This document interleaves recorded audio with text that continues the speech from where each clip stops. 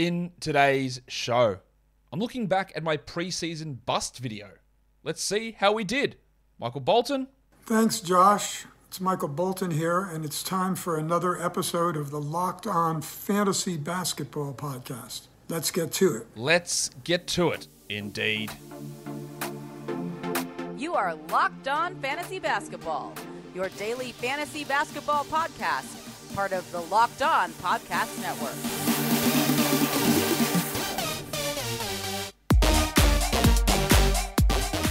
Hello and welcome to the Locked On Fantasy Basketball Podcast, brought to you by Basketball Monster. My name is Josh Lloyd and I am the lead fantasy analyst at basketballmonster.com and at Yahoo Sports Australia. And you can find me on Twitter, as always, at redrock_bball and on Instagram at Locked On Fantasy Basketball. Thank you for making Locked On Fantasy Basketball your first listen every day. We are free and available on all platforms. Yesterday, I looked back at my preseason sleeper video.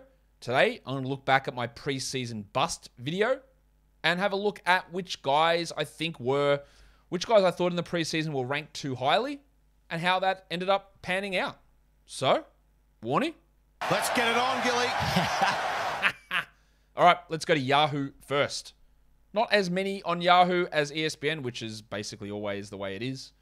But I think I fared okay with these ones. They had Russell Westbrook at 24. Yeah, that's not right, is it? He was the 102nd ranked player this year in category leagues. Yes, he played a lot of games. He was really bad in them. Even on total value, he didn't push inside the top 60. In a points league, I get it. There is a massive discrepancy between Russell Westbrook's points league value and category league value. But it seems as though the majority of leagues are category leagues. If you took Russell Westbrook at 24, you weren't very happy with it, were you? Pretty poor position to have taken him. And yeah, I called that one out. I didn't like that one. When I did a show, I did 2 sleeper shows last year and 2 bust shows. One of them was right at the very start of fantasy draft process, like 10th of September or something.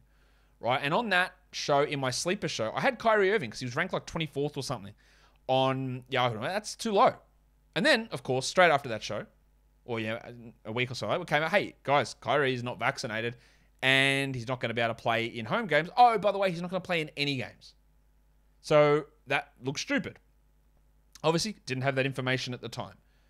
In this one, we had the information, and Kyrie's ADP or rank on Yahoo moved from like 23, I think, down to 33, which was still insanely high. Now, Irving, on a per-game basis this year, was amazing. The 6th ranked player. No problem with that at all. He could, I think I said he was be like a top 10 or top 11 per-game guy. Like, nope, absolutely great. The problem is he was 144th on total value. He played 30 games. So once we knew at this point that Kyrie wasn't going to be able to play any games because the team wouldn't play him, and then we knew that there'd be a chance maybe they'd bring him back for road games or maybe there'd be an allowance to play in home games, but we didn't know that was going to happen. This was an absolutely insane spot to take him at 33. And if you took him at 33, end of the third round, middle to end of the third round, I don't think it worked out particularly well for you.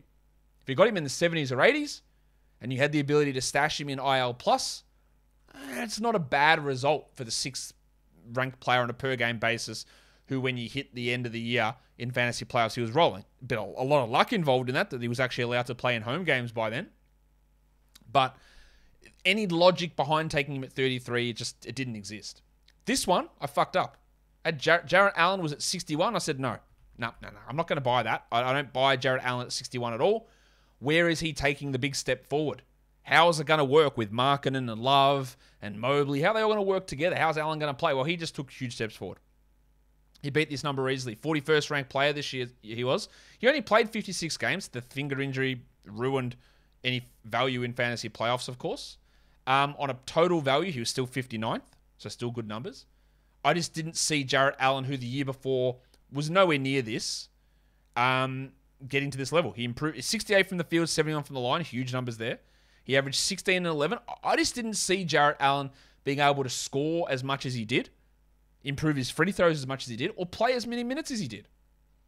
I'll wear that one. Did not see that coming at all.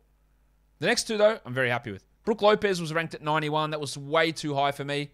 He wasn't even top 100 the year before that. Of course, I didn't know he was going to have back surgery after one game. But irrespective, I think it was still way too high to have him. He ended up as the 135th ranked player on a per-game basis. He played 23 minutes a night in 13 games. If you took him at 91, you regretted it. Yes, there is a little bit of luck there because of the injury. I still think he wouldn't have finished in that area. And then, the next guy, Big Mitchie Robinson. And Mitch Robinson says, I'll take it from here. He was ranked 88th when I did this video. And I don't even know where he finished the season, so I'm just going to bring this up. He finished 118th. So, yes, the free throws were disgusting. And if you punt free throws, he was probably...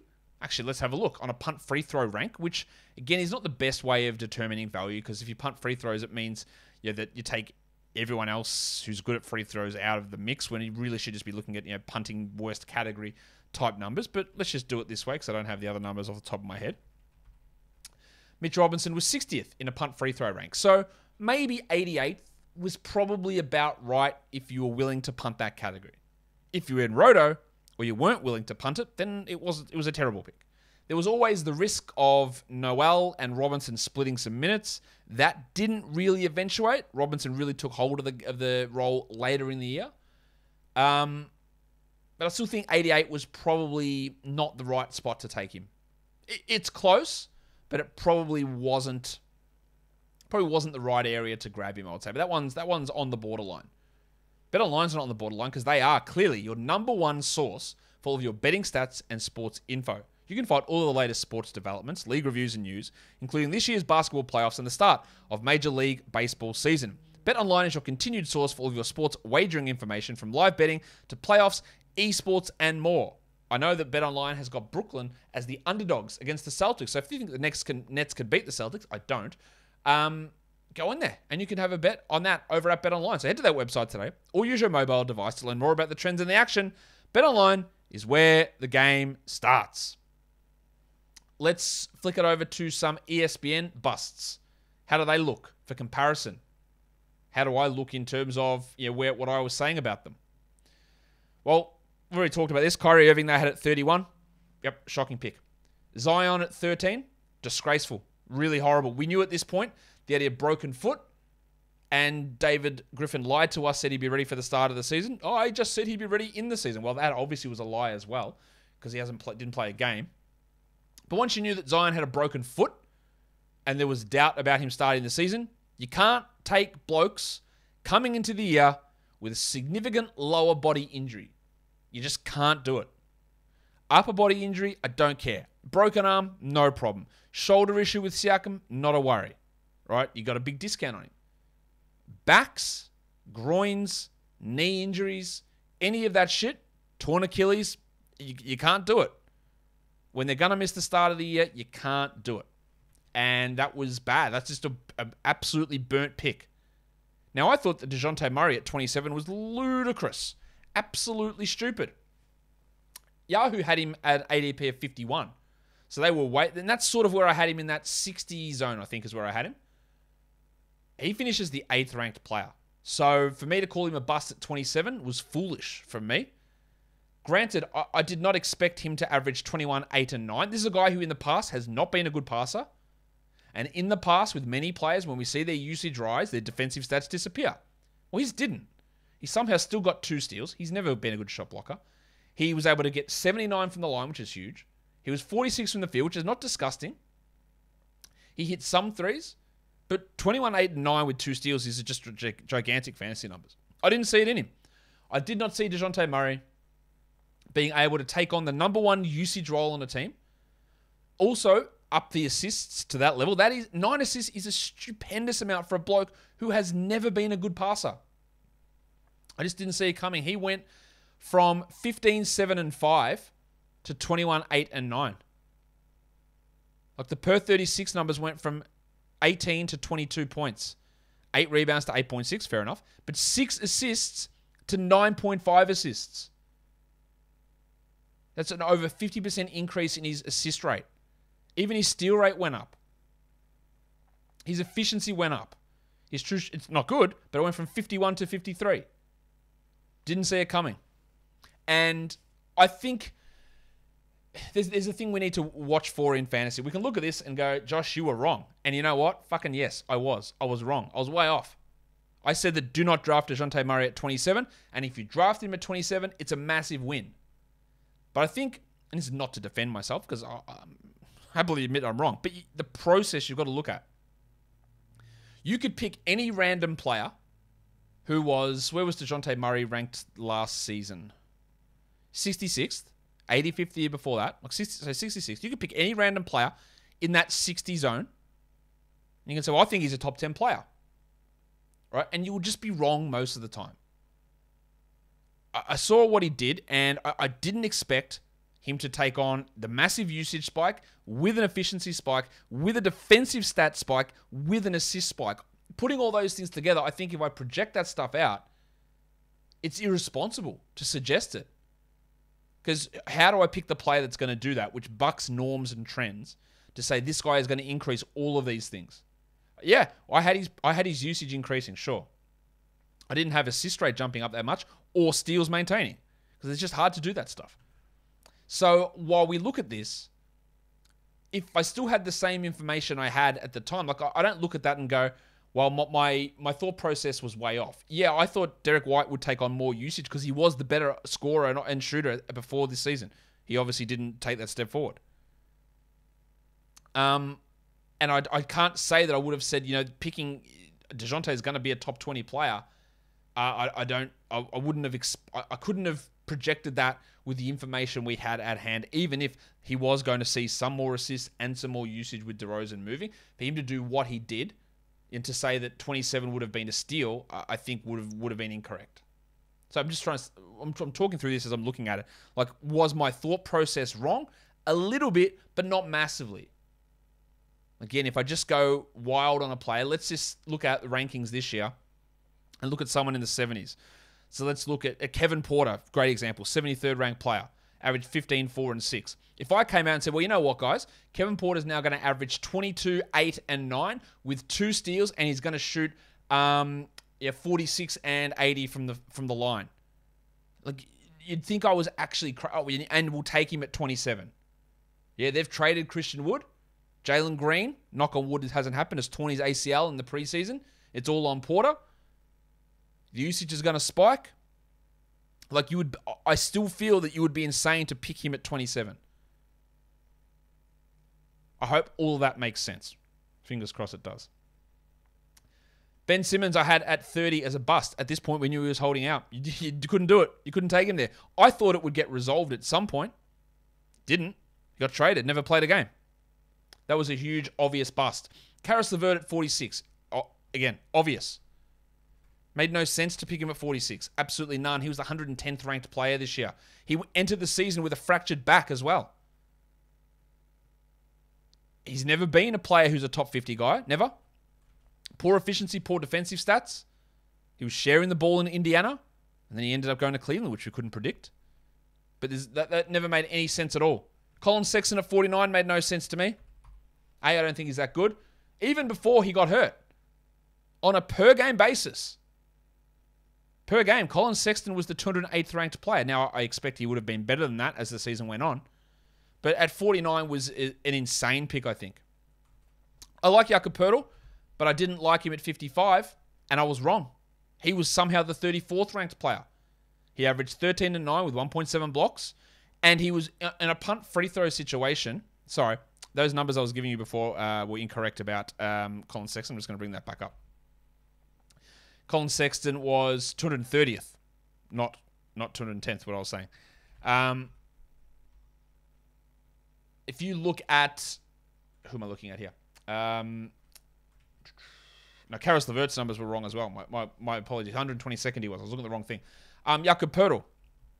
If you punt free throws, he was 34th. Without it, he was 77th. His draft position was 55. So much like Mitchell Robinson...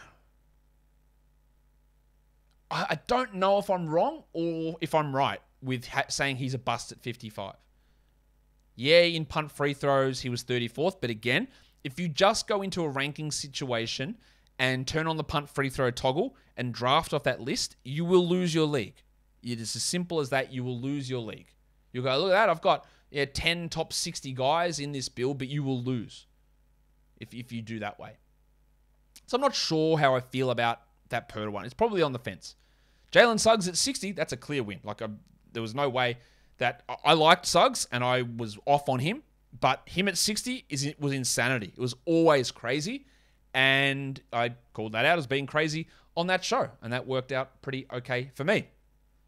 Built Bar is the best tasting protein bar ever. Am I crazy for telling you how good Built Bar is? No, I'm not, because A, they're paying me to, but also it is great. I've got boxes and boxes of Built Bar here, and instead of going for a disgusting protein bar that tastes like a shoe, I love shoes, but I don't like eating them, instead of getting a candy bar which is full of calories and fat and sugar, I'll just get Built Bar because it will be a great treat, tastes delicious, and it's high in protein. 17 grams of protein, 130 calories in most of these bars, and just 4 grams of sugar. So head to built.com and use the promo code LOCKED15 and you'll save yourself 15% off your order of Built Bars. Built Bar is built different. When you're looking for parts for your car, there's only one place to go, and that's not your local chain auto parts store. I hate disgusting protein bars. I also hate local chain auto parts stores, because Rock Auto is the place where you need to go. Why would you spend more money, 30, 50, even 100% more for the same parts when you can just get it on your computer, on your phone at rockauto.com? Rock Auto is a family business serving auto parts customers online for the last 20 plus years. Whether it's brake parts or tail lamps, motor oil, or even new carpet, Rock Auto has everything that you need for your car or truck. So go to that website, rockauto.com, and check all those parts available. A great catalog. Check them all out. And in their How Did You Hear About Us box, right Locked On, so that they know that we sent you. Amazing selection, reliably low prices, all the parts your car will ever need. rockauto.com. Let's go back to some more ESPN busts. Pretty happy with most of the ones on this list, to be honest, except for one. Buddy Hield, they had it 63. I mean, why? He was 97th overall, and that was really rescued by some insane minutes and big bumps in assists when he was in Indiana. He ended up averaging 15, 4, and 3 with under a steal, hitting 3 threes per game, but a putrid 41% from the field. There was no point to take a 3-point specialist at pick 63 in the 6th round. Equally, absolutely no reason to take Andrew Wiggins at pick 70. The All-Star starter was the 129th ranked player this year. And yes, I know, ESPN's ranks are for points leagues. That's fine. That doesn't stop that when you go into a category league draft, you are presented with the players ranked in this order. So you can have your other tab open, and their other stuff is weird anyway. But when you go into a draft, the players were ranked this way. And people would have been sucked into taking Andrew Wiggins, which is the point of my show is doing this. It's like, hey, don't get sucked into this. If you see Andrew Wiggins at 70, please don't do it.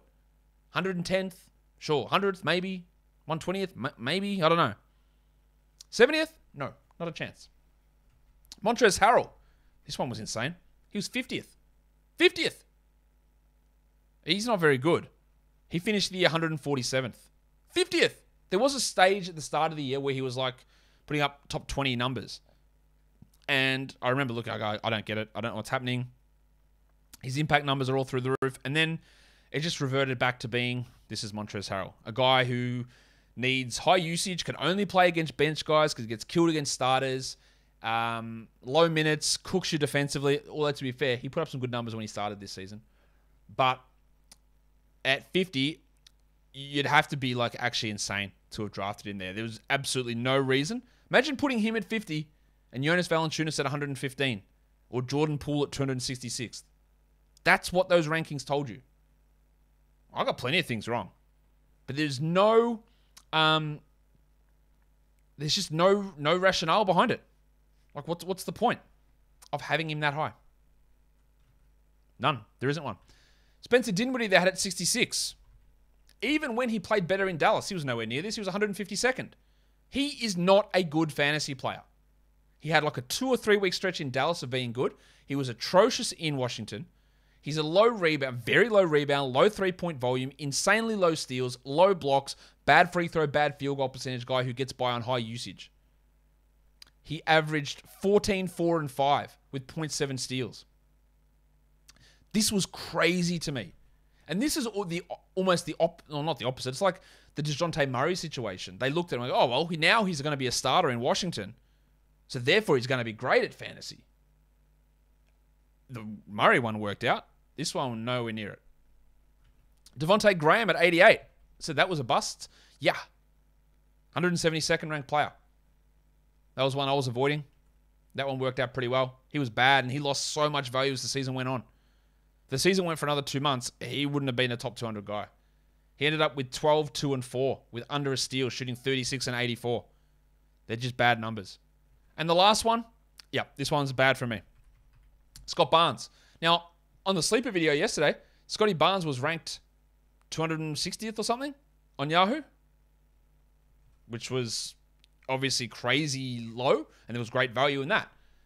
Him at 101 on ESPN, he finished 68th, by the way. Him at 101 on ESPN, I thought was too high. I don't want to take a risk on a rookie who is a low usage player who also can't shoot. And I thought when Siakam returned from injury, they'd push him to the bench. I didn't think they'd go, hey, we're going to start a lineup with no centers. I didn't think they would do that. They ended up doing it. And he exceeded all my expectations, Scotty. I hated picking him at 101. 120, sure. 101 was too high, and that ended up being wrong, which is fine. We make mistakes, don't we? And that will do it for today's show. Tell me, which one of those do you think was the best or the worst call? Let me know in the comments below. Follow this podcast on Apple Podcasts, Google Podcasts, Stitcher, Spotify, and on the Odyssey app. Here on YouTube, thumb it up. Leave your comments down below, guys. We are done here. Thank you so much for listening, everyone. See ya.